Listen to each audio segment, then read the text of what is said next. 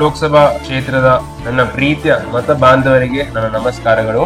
ಬರುವ ಏಪ್ರಿಲ್ 17ನೇ ತಾರೀಕಿಗೆ ಬುಧವಾರ ನಾನು ನನ್ನ ನಾಮಪತ್ರವನ್ನು ಸಲ್ಲಿಸ್ತಾ ಇದ್ದೀನಿ. ಈ ಕಾರ್ಯಕ್ರಮದಲ್ಲಿ ನಮ್ಮ ರಾಜ್ಯದ ನಾಯಕರು ಭಾಗವಹಿಸ್ತಾ ಇದ್ದಾರೆ. ನಾವು ಬೆಳಗ್ಗೆ 9 ಗಂಟೆಯಿಂದ ಬೀದರಲ್ಲಿ ಬಸವೇಶ್ವರ ಚೌಕ್ ಹತ್ರ ನಾವು ಸೇರಿ ಅಲ್ಲಿಂದ ಜಿಲ್ಲಾಧಿಕಾರಿ ಕಚೇರಿಗೆ 11 ಗಂಟೆ ತನಕ ಹೋಗಿ ನಾವು ನಾಮಪತ್ರವನ್ನು ಸಲ್ಲಿಸ್ತಾ ಇದ್ದೀವಿ. ತಾವೆಲ್ಲರೂ ಈ ಕಾರ್ಯಕ್ರಮದಲ್ಲಿ ನಮ್ಮ ಪಕ್ಷದ ಕಾಂಗ್ರೆಸ್ ಪಕ್ಷದ ಮುಖಂಡರು, ಕಾರ್ಯಕರ್ತರು, ಎಲ್ಲಾ ಬೀದರ್ ಜಿಲ್ಲೆಯ ಜನತೆ ನಮಗೆ ಬಂದು ಆಶೀರ್ವಾದ ಮಾಡಬೇಕೆಂದು ನನ್ನ ವಿನಂತಿ.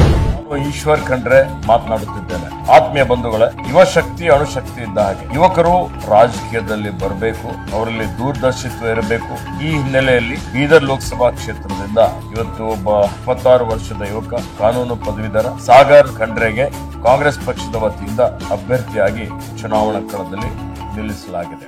ಬೀದರ್ ಜಿಲ್ಲೆಯಾದ್ಯಂತ ಕೊರೋನಾ ಸಮಯದಲ್ಲಿ ಜನರ ಸಂಕಷ್ಟಗಳಿಗೆ ಸ್ಪಂದನೆ ಮಾಡಿ ಇವತ್ತು ರಾಜಕೀಯ ಅಂದ್ರೆ ಒಂದು ಸಮಾಜ ಸೇವೆ ಅಂತ ತಿಳಿದುಕೊಂಡು ಅವರು ಸೇವೆಯನ್ನು ಮಾಡ್ತಾ ಇದ್ದಾರೆ. ಮಾನ್ಯ ಸಾಗರ್ ಖಂಡ್ರೆ ಅವರು ಇದೇ ಬರುವ 17ನೇ ತಾರೀಕು ಅವರು ನಾಮಪತ್ರ ಸಲ್ಲಿಸ್ತಾ ಇದ್ದಾರೆ. ಬೀದರ್ನ ಬಸವೇಶ್ವರ ವೃತ್ತದಿಂದ ಮೆರವಣಿಗೆಯಲ್ಲಿ ಅವರು ಜಿಲ್ಲಾಧಿಕಾರಿ ಕಚೇರಿಗೆ ಬಂದು 17ನೇ ತಾರೀಕಿಗೆ ನಾಮಪತ್ರ ಸಲ್ಲಿಸುತ್ತಾರೆ. ಯುವಕರು, ಸಾರ್ವಜನಿಕರು ಹೆಚ್ಚಿನ ಸಂಖ್ಯೆಯಲ್ಲಿ ಈ ಒಂದು ಕಾರ್ಯಕ್ರಮದಲ್ಲಿ ಭಾಗವಹಿಸಿ ಯಶಸ್ವಿಗೊಳಿಸಬೇಕು.